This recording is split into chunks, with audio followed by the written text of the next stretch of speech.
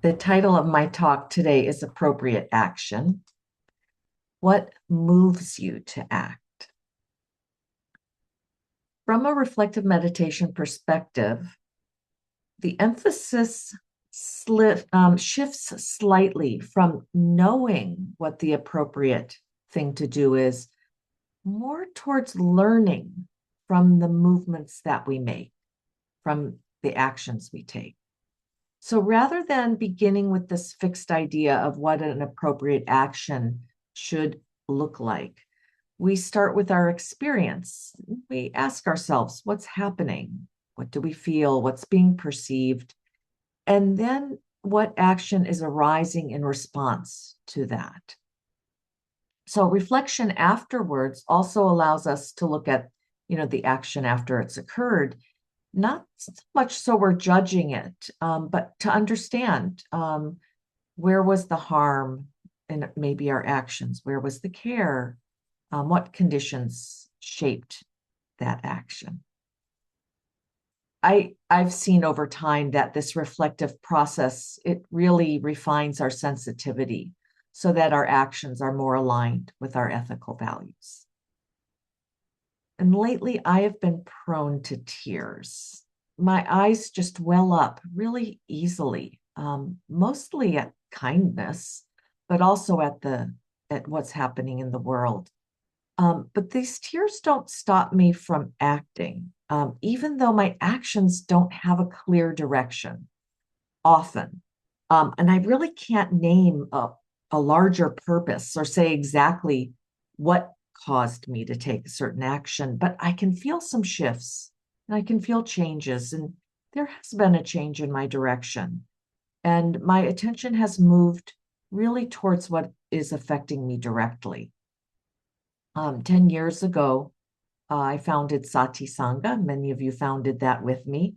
Um, at that time, my practice led me to look deeply into the power dynamics between Buddhist teachers and practitioners.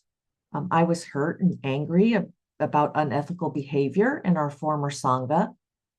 But more than the breach itself, it was the way that it was handled was unfathomable. So something shook me and changed fundamentally. Um, and recently, Nellie and I received an invitation to go to a conference on teacher misconduct. And the conference name was Holding Power Wisely. And we really thought about it and we declined for several reasons, mostly because we're not dealing with teacher misconduct right now. In fact, we've done so much work, as a community, as a Sangha, um, that we know the healing process for ourselves. So it's not really our focus, though we still support other teachers and conferences in that direction for people to pay attention to it and learn more and grow from it. So the response we got back from the person who invited us, he said, compassion and discerning awareness need to help us sort out what our next work is. And I just thought that was a really lovely response, this discerning awareness. It seems to be in the air. When we use the two words together, they lend a flavor of a kind of sorting process that comes with awareness that leads to appropriate action. So increasingly, some of my attention, as you all know, and energy are turning towards responding to the climate of abuse, violence, authoritarianism, eh, that word, um, shaping our current national life. And ironically, here we are once again looking at power dynamics. But this time it's differently because not focusing it on our Sangha, but more on a political stage. And similarly to Nellie, and yet very differently, I have to say this isn't where I've ever wanted to be. I'm mostly apolitical, even though politics have been around me. Um, I have a husband from Iran, a father deeply rooted in pre-Vatican II Catholicism, and I actually know what that means. which is a very in-depth process of the religion. I've still managed to keep politics at a distance for most of my life. And politics felt complicated, strategic, even, tainted. And my spiritual search was in the direction of something untainted. I wanted to go in the opposite direction. And I remember that naive young self with a really clear, simple intention towards a clean spiritual life, away from politics because it was dirty, dirty business. And honestly, I think I could be that simple for a long time as a middle class white woman. I have had some luxury of thinking politics wasn't about me. And it's been a very slow, gradual awakening. And, I have gone in my own direction, as you all have gone in your own direction with the larger political world. But in my thinking about it, I'm really trying to follow what was the thread of the impetus for my directional shift, for my actions, for me taking different actions. And last week, Aaron spoke about moral injury. And we've heard the words before, but they really stayed with me in this contemplation. And moral injury doesn't make me just feel something.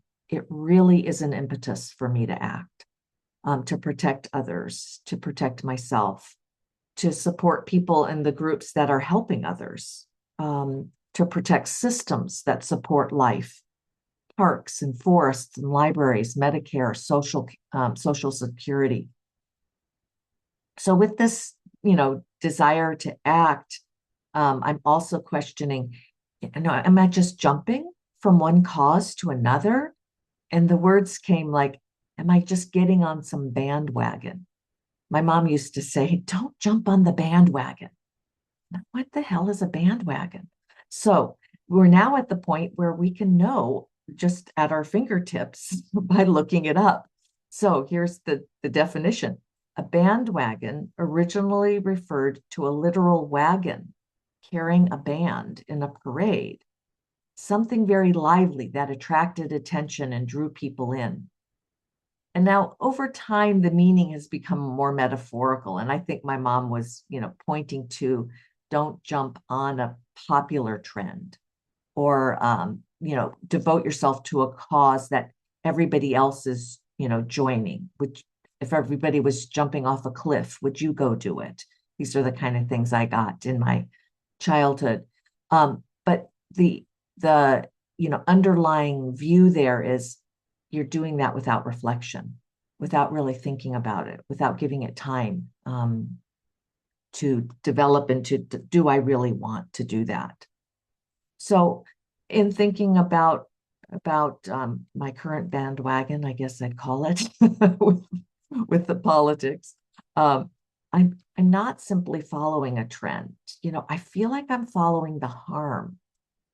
And even when harm isn't directed at us, at me personally, we can still feel it. It's like secondhand smoke. We may not be the ones holding the cigarette, but the effects are still in the air. And we can sense the damage moving through our systems, through other people's systems, through communities, through the environment. So there's not just one response, one appropriate response to all of this. And interestingly enough, I feel like I have less choice in my meditation with thoughts and feelings and sensations, what arises. But when it comes to action, and I can start to see what actually can I do? What are some of my choices? I think that becomes easier for me to choose. It doesn't feel so abstract. And it's not about a perfectly thought out plan or, no longer this kind of, young self of pure motivations of just something not tainted. In fact, I find myself with my action in following this direction of where is the harm? It's not even about being consistent or certain about my direction. And I used to need that more before I acted. I'm more following my experience And can that be enough to just follow what I'm experiencing now and allow that to move me in the right or appropriate direction? So this morning, my prompt: what are some things that move you to act and to bring your practice into the world? Okay. And now we shall find out something about that as we meditate.